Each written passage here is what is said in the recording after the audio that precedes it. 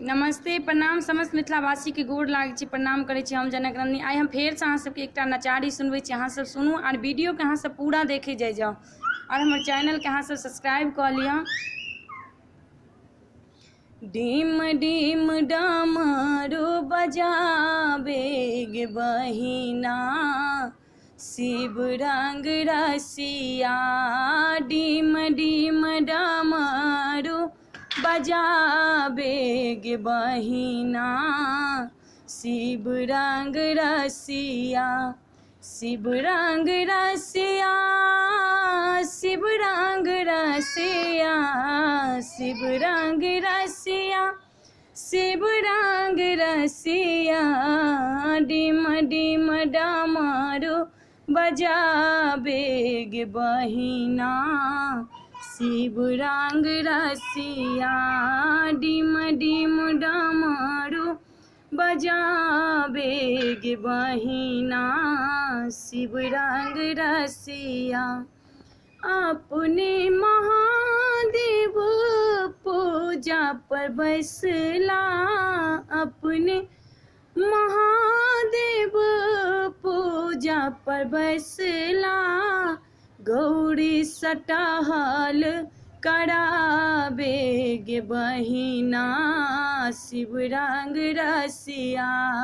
गौरी सटहल करावे गे बहिना, शिव रंग रसिया। डिम डिम डमरू बजावे गे बहिना, शिव रंग रसिया। शिव रंग रसिया, शिव रंग रसिया, शिव रंग रसिया, शिव रंग रसिया। डिम डिम डमरू बजावे गे बहिना, शिव रंग रसिया। डिम डिम डमरू बजावे गे बहिना, शिव रंग रसिया।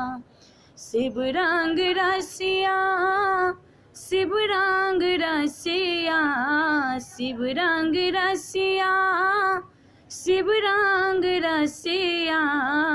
डिम डिम डमरू बजावे गे बहिना, शिव रंग रसिया। डिम डिम डमरू बजावे गे बहिना, शिव रंग रसिया। अपने महादेव भांग उपजाबैथ, अपने महादेव भांग उपजाबैथ। गौरी सभांग पिसावे गे बहिना, शिव रंग रसिया। गौरी सभांग पिसावे गे बहिना, शिव रंग रसिया। शिव रंग रसिया, शिव रंग रसिया, शिव रंग रसिया, शिव रंग रसिया। डिम डिम डमरू बजावे गे बहिना, शिव रंग रसिया। डिम डिम डमरू बजावे गे बहिना, शिव रंग रसिया।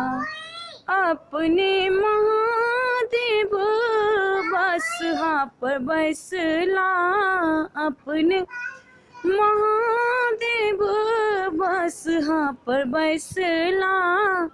गौरी सडोरी धरावे गे बहिना, शिव रंग रसिया।